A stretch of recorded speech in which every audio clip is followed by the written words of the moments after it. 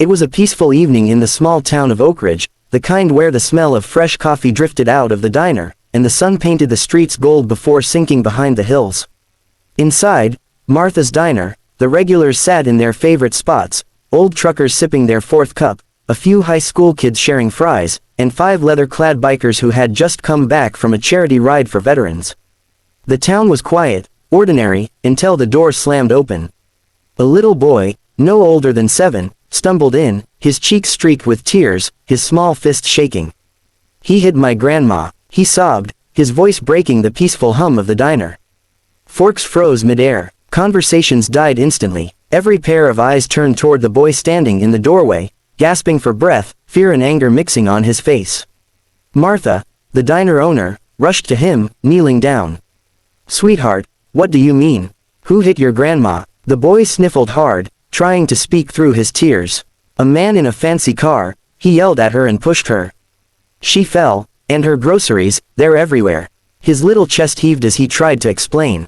Outside, through the dusty diner window, people could see an elderly woman sitting on the curb, clutching her wrist. Apples rolled across the pavement, a carton of eggs cracked near her feet. A man in a sharp suit stood nearby, red-faced and impatient, yelling something no one could quite hear, until he shouted, "Tell your grandma to watch where she's going next time." He then slammed his car door and sped off, tires screeching. A heavy silence filled the diner. No one moved. Some looked down, pretending not to have seen anything. Others whispered, but in the corner booth, 5 men slowly rose to their feet. They weren't just any men, they were members of the Iron Shadows, a local motorcycle club known for helping out in town, though most people were still too nervous to talk to them. Their leader, a tall, broad-shouldered man named Duke, walked over to the window and watched the scene outside. His jaw clenched, the tattoo of an eagle on his forearm flexed as he turned toward the boy. "You said he hit your grandma, kid." The boy nodded hard, wiping his nose. "He pushed her, and he laughed." Duke exchanged glances with the others, big men with worn leather jackets and eyes that had seen too much of the world to tolerate cruelty. Without a word, Duke knelt down so he was eye level with the boy. "What's your name, son?" "Tommy," the boy sniffled. "Well, Tommy," Duke said, his voice steady but low, "you did right by coming here. No one lays a hand on a lady, especially someone's grandma." He stood up and threw a look toward the other bikers. "Mount up, boys." The rumble of engines began moments later, echoing through the quiet street. Tommy's eyes widened as the 5 motorcycles roared to life, their headlights cutting through the dusk. Duke looked down one last time at the boy. "Where does he live?" he asked. Tommy pointed down the road with trembling fingers, toward the big white house on the hill. The sound of 5 roaring engines shattered the calm of Oak Ridge's night. People stepped out onto porches and sidewalks as the Iron Shadows rode past in a tight formation, the fading sunlight glinting off their chrome bikes. Tommy sat safely on the back of Duke's motorcycle, clutching his small hands around a leather vest that bore the club's emblem, a shadowed eagle with spread wings. His eyes were still puffy from crying, but a spark of courage flickered within them. As they neared the upscale part of town, the streets widened and the houses grew larger. Perfect lawns, polished cars, and tall white fences, everything about the place screamed wealth and comfort. Yet the air felt colder here. Duke pulled his bike to a slow stop outside a grand white house at the end of the lane. Tommy pointed shakily. "That's his house. That's the man who hurt Grandma."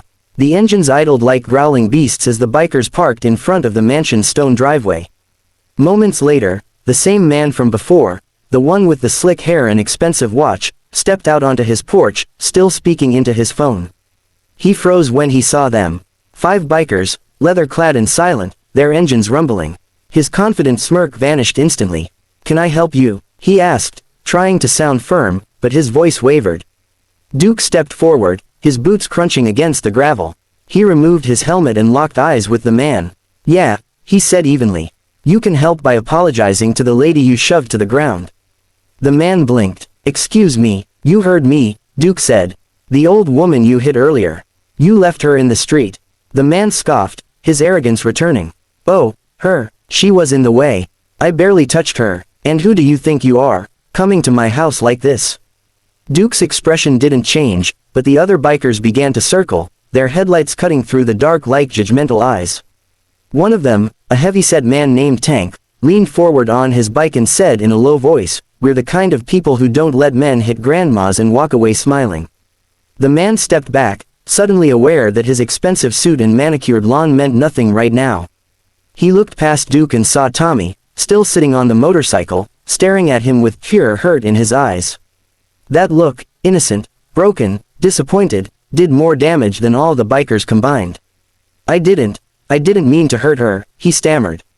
"Didn't mean to." Duke's tone turned sharp. "Then why'd you drive off? You left an old lady bleeding in the street." The man's shoulders tensed. He tried to regain control. "Look, I don't want any trouble. You people shouldn't be here." Duke took one slow step closer until they were nearly face to face. "You already brought the trouble, pal. We're just here to make sure you finish it right." The man swallowed hard, his bravado crumbling. Behind Duke, the motorcycles growled again, their engines roaring in unison, a warning louder than words. The night air vibrated with tension as the man's phone slipped from his hand. For the first time in his life, he realized, fear doesn't come from power or money. It comes from facing people who protect what's right. Just as the tension reached its breaking point, the sound of slow, careful footsteps echoed down the sidewalk. Everyone turned to see Mrs. Miller, Tommy's grandmother, walking toward them with one hand clutching her cane and the other resting gently on Tommy's shoulder.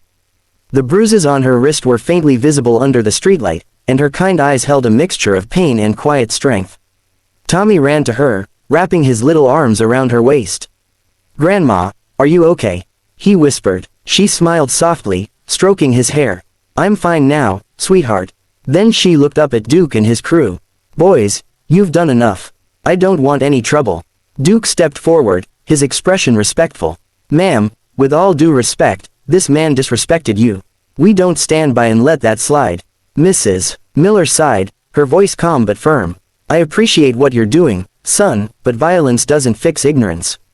What I want isn't revenge, it's decency." Her words carried more weight than a shout ever could.